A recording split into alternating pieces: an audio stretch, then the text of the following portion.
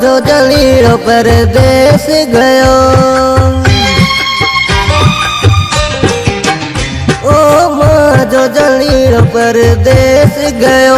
मिला कोनी उए रोए दस मिलियो हो जो तको रारी ओके जो इथे सुख चैन बिटो। बस मां जो जनी परदेस गयो। मिला कोनी उए रोए दस मिलियो हो जो तको रारी ओके जो इथे सुख चैन बिटो। बस मां जो जनी परदेस गयो। बस मां जो जनी परदेस गयो।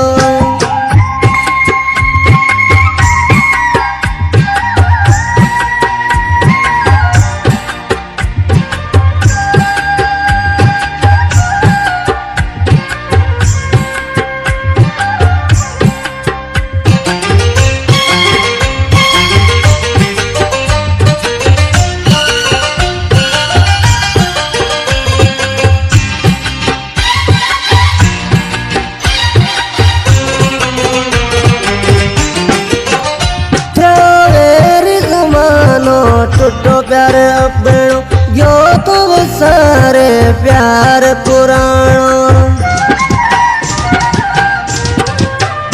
जो वेरी जमानो टूटो प्यार अपनो यो तो सारे प्यार पुराणो।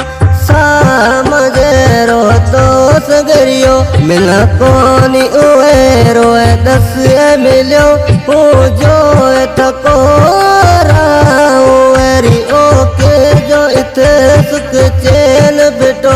बस मां जो जनी परदेस गयो। मिला कोनी उए रोए दस मिलियो हो जो तको ओके जो इथे सुख चैन बिटो। बस मां जो जनी परदेस गयो। बस मां जो जनी परदेस गयो।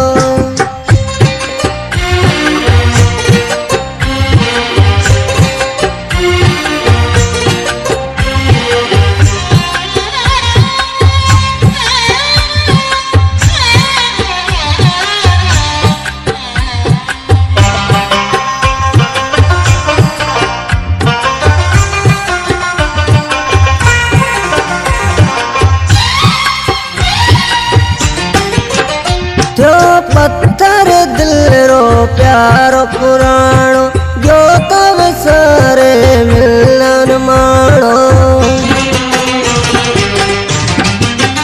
जो पत्थर दिल रो ओत प्यारो पाराए जो मिला वेस का रुलाए गयो इत साथियड़ो।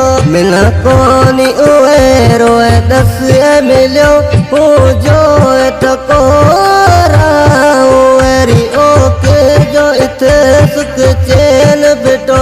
बस मां जो जनी परदेस गयो। मिला कोनी उए रोए दस मिलियो हो जो तको रारी ओके जो इथे सुख चैन बिटो। बस मां जो जनी परदेस गयो। बस मां जो जनी परदेस गयो। नियत सिंगर अमोलक ना जानी गोठ विसा सर लग मिट्टी मुझो शेरादो सार सिलेक्शन मास्टर हेमंत कुमार ना जानी हरेश राज जानी आइन शोंगला फरमासा गोठ देहात भाका सिराज समेजो गोठ मेघ खारड़ियो का रामान मंगरियो मोचारली मंगरियो। रिकॉर्डिंग ओके स्टूडियो टंडो आदम।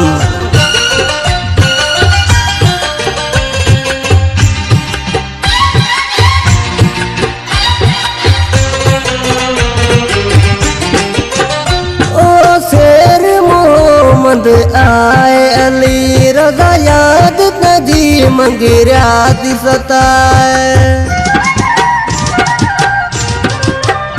ओ शेर मोहम्मद आए अली रजा याद नजी मंगिरा सता। ओ तो ते अही दिल रोड करो मिला कोनी उए रोए दस मिलियो हो जो